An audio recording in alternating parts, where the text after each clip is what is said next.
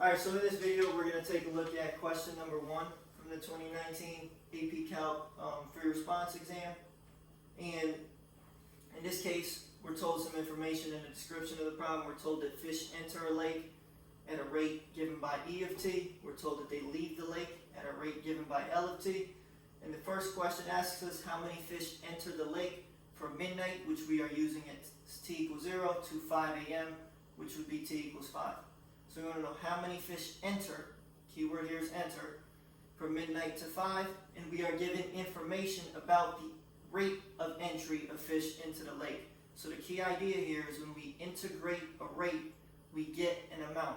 So therefore, if we want the amount of fish that entered from midnight to 5, we should be taking the integral of its rate over that specified time period.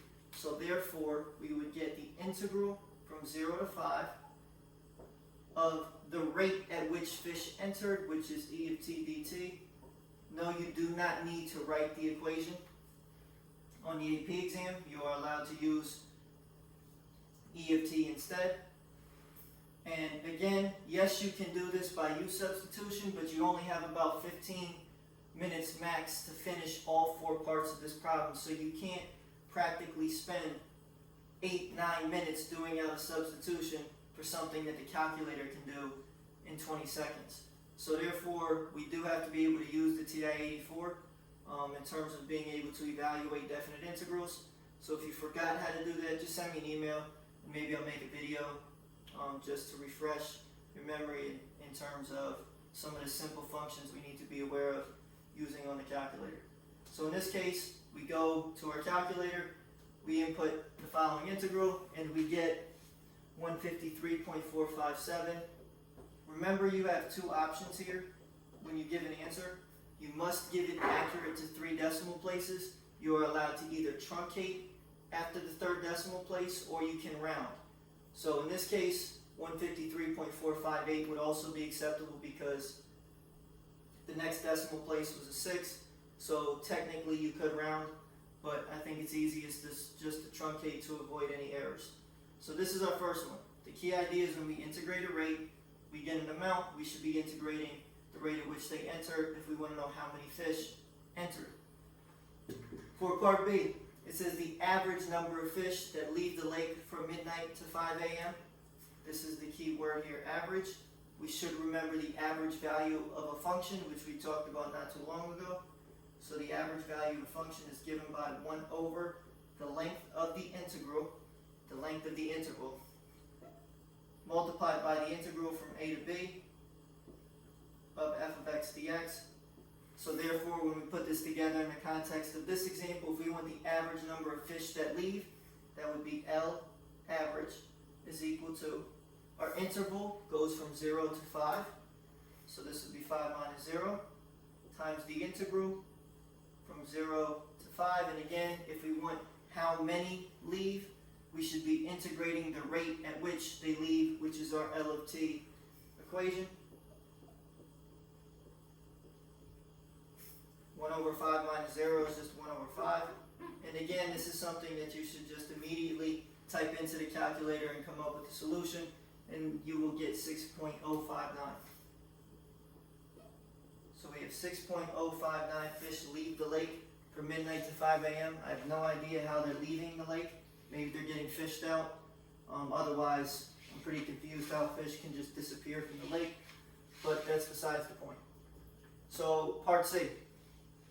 We want to know what time is the greatest number of fish in the lake on the interval from 0 to 8. So we're looking at from midnight to 8 a.m.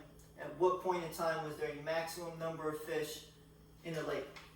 So in order to do this, we have to understand one thing. The amount of fish in the lake,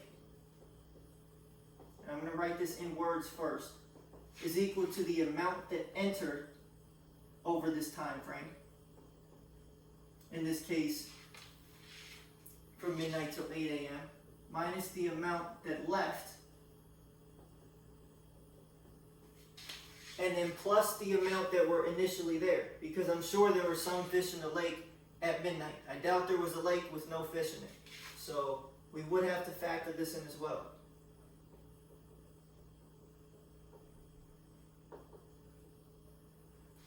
So now unfortunately we aren't given any information about the amount initially there, so I'm just going to use a constant C in place of however many were there. C could be 3, it could be 10, it could be 1,000,000, it could be 6.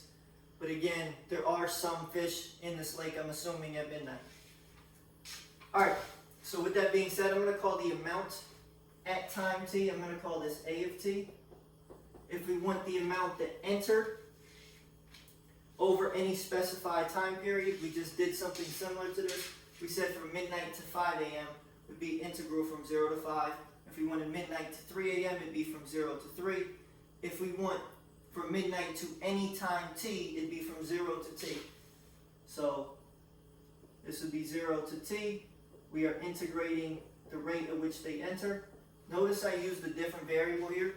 This t is not the same as the variable that's inside the integral, so just keep that in mind. Minus the amount that left at some specified time t on this interval, so 0 to t, L of x dx, and like I said, I'm just going to put a plus c, c being the amount initially there, and maybe just not to confuse anybody with the constant of integration, I'll just pick a different letter, I'll put plus k. So this is the amount that was initially there. So if we want the greatest number of fish in the lake, we're asked for the absolute maximum. To find an absolute max, you need to first find the critical points, which means taking the derivative, setting it to 0, and then testing the critical points and the endpoints of the interval to see which one gives you the largest possible value. Here is our equation. We need to now take the derivative because we want to know when is the amount the greatest. So we have to take the derivative to find the critical points. So a prime of t equals, this uses our first fundamental theorem of calculus. If we are differentiating an area accumulating function, in this case, this isn't a t squared, it's not a t cubed. We don't have to remember to do the chain rule here. All you do is you just plug in the t in place of the x. You would multiply by the derivative of what's in the upper limit of integration, but in this case, the derivative is just 1, so that's unnecessary. So we get e of t minus L of t. Derivative of a constant is 0. So now we would need to set this equal to 0 to find the critical points. So we get 0 equals e of t minus L of t. And this is an equation that you would have to be able to solve on the calculator. So I think the easiest way to do this would be to graph the e of t equation in y1, graph the L of t equation in y2, and then calculate the intersection points. We should remember how to calculate the intersection points on a graph. So again, if this is something that you don't remember how to do, just send me an email and I'll explain to you the steps. But when we do this, again, we're only looking for intersection points from 0 to 8. We only have one intersection point, and I believe it's 6.20356. And you might wonder, why did I not round it to 3 decimals? Because we are not done with the problem yet. So we still have to figure out how many fish are in the lake at this time. So you don't want to round until you get to the end of the problem. So we now have to do our test point. So there was one critical point, and we have 2 endpoints. So we need to test t equals 0, we need to test t equals 8, and we need to test t equals 6.20356, and we need to plug them into the function, not into the derivative, into the function. So if we want a of 0, so the amount at time 0 or the amount at midnight, it'd be 0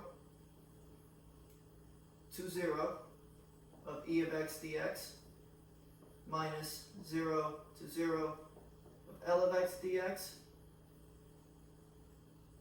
So I said the dx and I didn't write it. Plus k.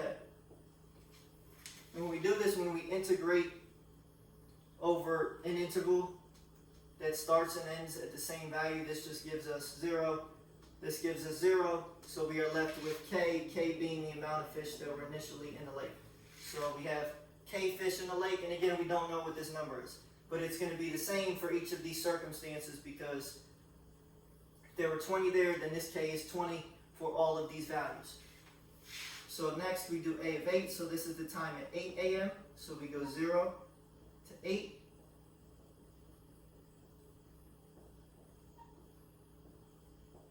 So this is probably pretty difficult to read. So again, this is something you would have to do on a calculator. I probably should have given you some more space here, but I kind of got to jam it in.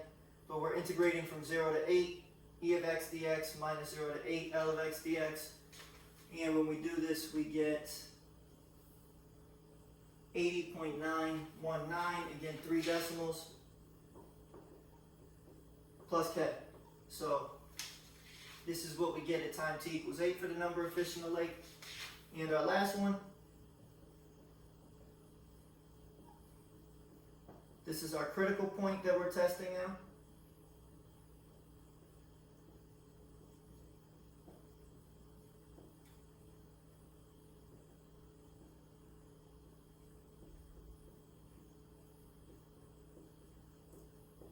And again, this is just something you would type into the TI-84 because you don't have time to do these out by hand. So we end up with 135.014 plus k. And now we need to determine which of these values is the greatest. Again, this k value is the same for each of these.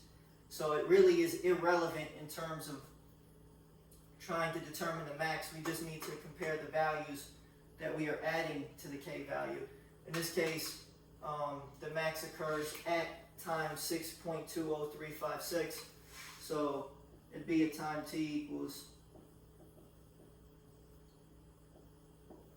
and they do not ask you to convert this into hours and minutes, so you can just leave it at 6.203, but this is around 6:12 a.m. in the morning, assuming I did that correctly. All right, hopefully we understand the process though. We're asked for an absolute max, so we first had to come up with an equation for the amount. Then we had to take its derivative, find the critical points, and then test the critical points and the endpoints in our function to determine which one gave us the largest possible value. All right, last part. So they want to know what is the rate of change of the number, they want to know, is the rate of change of the number of fish in the lake increasing or decreasing at 5 a.m.? So there's a lot to digest here. So rate of change of the number of fish. This was the number of fish. The rate of change of the number of fish is the derivative, which is right here. So the rate of change of the number of fish is a prime of t equals e of t minus L of t. If we want to know whether this is increasing or decreasing, we need to look at its slope. In other words, we need to look at its derivative. So we are actually looking at a double prime of t, which is e prime of t minus L prime of t. And all we need to do here to determine whether or not it's increasing or decreasing at 5 a.m. is you're going to plug in 5. This is going to tell us, is the slope positive or negative? If we get a positive number here, we're increasing. If we get a negative number here, we are decreasing. So we end up getting, and this is something you would plug directly into the calculator.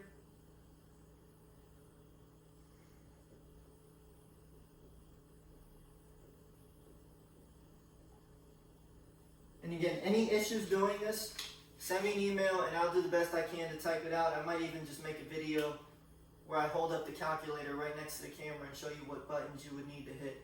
I'm not sure if that's practical or not, but it's something I wouldn't mind doing. And when we do this, we get negative 10.7228. We only need 3 decimals. So since this is negative, it would indicate that our slope is negative, therefore we are decreasing. So in other words, the rate of change of the number of fish in the lake is decreasing at 5 a.m. This is question number 1. This was calculator active, and you definitely needed the calculator for it. So again, feel free to email me if you're confused, particularly if it has to deal with any of the functions of the TI-84.